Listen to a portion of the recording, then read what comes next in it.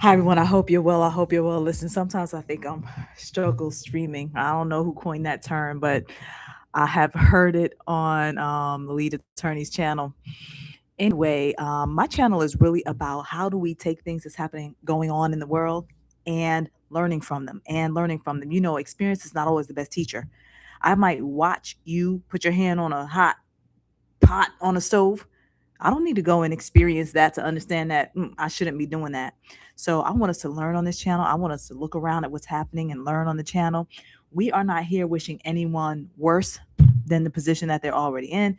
We're not here, praying and wishing for someone's demise. We are here to learn. We are here to learn, making sure the trajectory of our lives is going up, up, up. But again, life is like this, right? And so, how do we make that road to greatness, for whatever it means for you, less bumpy? How do we do that? And so, I want us to learn on this channel. Um, I want us to learn. Period. Point blank. I want us to learn. Okay, so let's get into the stories for today. First of all, people, there are some leadership exits. There are some leadership exits happening.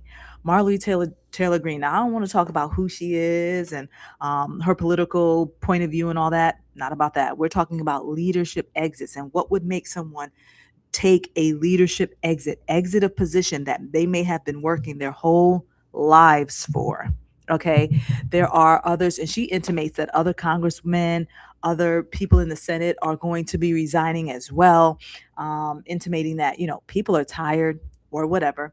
But I want to point us to the DC police chief. And she says something very poignant, okay, that I want us to learn from. Let's go here. Let me share my screen. Okay. DC Police Chief.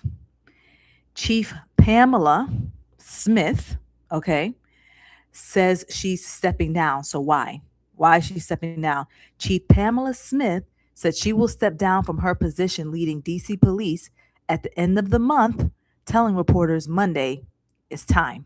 Mm, mm, it's time. Some of us are in an it's time moment in our careers. Maybe relationally, we're at an it's time moment. See, here's the thing, and what should we learn from this? There are times where there could be a job you've been working your whole life for. You have been working your whole life for, and now you are at a crossroads where, like Chief Pamela Smith of DC is saying, it's time. Well, one of the things that I hope that we get and understand is that our work and our jobs are not our identity. That you can leave that behind, and that thing can be left behind, and somebody else can carry the torch. Are you in an it's time moment at your job? And I say job because that's what we're looking at. She is looking to move on professionally.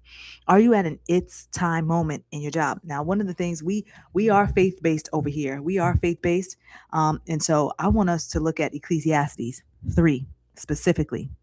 Ecclesiastes 3 talks about there is a time for everything, a season for every activity under the heavens, a time to be born and a time to die, a time to plant and a time to uproot. I'm going to stop there. You guys read the rest of it for yourself. But there is a time for everything, and a time to plant and a time to uproot. That's exactly where Chief Pamela Smith, DC Police Chief, is. It's time. It's time for her to uproot. She was in a planting season. Now it's time for her to uproot. If you're in an it's time season in life, seek wise counsel. Seek wise counsel and figure out if it's time for you to move on, or in that role, is it time for you to persevere? Sometimes in these jobs, we were thriving at one point in time. And there are challenges in your role, in roles. There are challenges, and you have to be able to know, is there some light at the end of the tunnel? Or has this role fundamentally changed to the point where I cannot function anymore? I was really glad when a leader recently asked, if you had to step away from this job, what would be the reason? And for me, it would be because it has affected my mental health, or it has affected my physical health. And for me, that's it's time. That's when, for me, I need to walk away.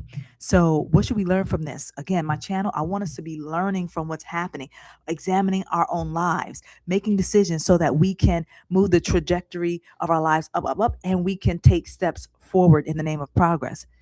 Are you at an it's time moment in your role, in your life? Seek wise counsel, seek wise counsel and decide whether it's a time for you to move on or if it's a time for you to stay right where you are so you can see it through, but realize that if who you are has fundamentally changed, where your competence is no longer welcomed, or the impact you used to have, you don't have it anymore, or it's affecting your physical or mental health, you may be having an it's time moment. So let's move on. Let's talk about Atlanta home flipping. Have you guys heard this story? Atlanta home flipping fraud. Black women claimed they were tricked. TSR investigates. TSR is a shade room. Now, the name of the group was Black Girls Flip Houses. All of this is alleged, but you do have some investors coming online talking about their experience. What is the lesson here? First of all, there's it's kind of three things I want to talk about here in terms of what we can learn. What we can learn. Third party, involving third parties in these major financial transactions. Major financial transactions. When you go and buy a home, there's a lawyer, there's an attorney, there is a bank, there is a home inspector. You've got all these third parties working in your best interest, we hope, working in your best interest to figure out whether or not this is the right home for you to buy. Why? This is a major financial purchase in the lifetime of any human being purchasing a home. And so there's all these third parties. So when I look at this, I wonder, well, where were the third parties that were involved? Did people seek wise counsel? Maybe it's an attorney. And honestly, sometimes it's not an attorney. Maybe it's your friend who was a finance major. Can they work out the math? You are supposed to be investing in real estate. You are supposed to be getting a return. Can your friend that is good at accounting or whatever, can they work out the math that says, oh yes, with this kind of property, with these kinds of numbers, you will be able to make a return? Okay. Were you presented with math from this group? Were you presented with math on the return that you were going to make? So in these kinds of transactions, people are investing $25,000, $50,000, $75,000. Are we seeking wise counsel? That's number one. Secondly, the math. Is it working out? I'm a finance person, right? I have a degree in finance, but I don't have to have a degree in finance to look for someone in my circle that may have a degree in finance. So here, I want us to be looking at whether or not this is going to give the return that we think it's going to give. Okay. The other thing, in one of the investors' interviews, they said that they also signed up for mentoring from this person. They also signed up for mentoring. And in the first mentor session, it was canceled. Now, you guys, I'm one of these people, I check out quickly. I check out quickly. If I'm sitting down to watch a movie, in the first 5 minutes, it doesn't catch me, I'm out. I'm out of there.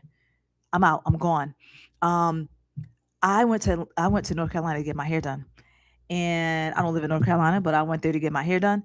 And I called the hairdresser because I was going to be 3 to 5 minutes late. She also, her timing was off as well. She's like, girl, I have 8 kids. Don't worry about it. So there was some grace given. Okay. There was some grace given. I was simply getting my hair done.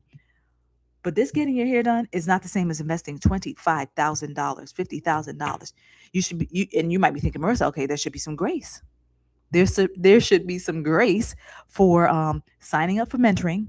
And in the first meeting, the person that their mentor canceled the meeting. Sorry, I'm out.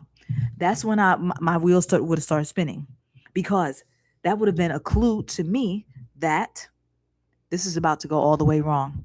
How you do one thing is how you do everything. Oh, Marissa, that's harsh. Yeah, it is. When we're talking about $25,000, $50,000, $75,000, hard earned dollars, what I'm looking at is we have a mentoring session where I'm going to invest my money with you and you cancel. How you do one thing is how you do everything. I'm sorry. And so that right there would have clued me in on how the ducks would not, to me, it would seem like your ducks and I in a row. If in our first meeting you were canceling. You know, heads up. No, I don't, and I listen. Figure out everything you have to figure out. If it's not you're in an accident, if it's not some other really fatal circumstance, I'm sorry. The way you do one thing is the way you do everything. And that right there would clue me in on how this whole thing was going to go. So ultimately, people aren't getting their money back. Homes that they think were invested in or are not being invested in, allegedly, according to their version of the story. And so what I want us to learn from this is watch how people are moving, seek wise counsel. And when it comes to money and investing and all of that, do things that you understand, get the money, get the math of it all, and see if this is really something that's going to work out for you. And I'm not saying that these people didn't do this. I'm not saying that these people didn't do this, but we've all got spidey senses. We've all got something inside of us that is helping us figure out where we are, where we should go, where we should proceed, and where we just need to stop at the stop sign. Okay, so that's the Atlanta home flipping story. This last one that I want to talk about is in Australia. It was the first day of Hanukkah, and unfortunately, at the time of this recording, this says 11 people passed away, but there are actually now, since this is 16 people. Can we go anywhere, you guys? Can we go anywhere? People were gathered on the beach in Australia, on Bondi Beach, to celebrate the first day of Hanukkah. Can we go anywhere? Apparently, there were three men involved. One that the police are still looking for. One that honestly was unalived by the police. Okay.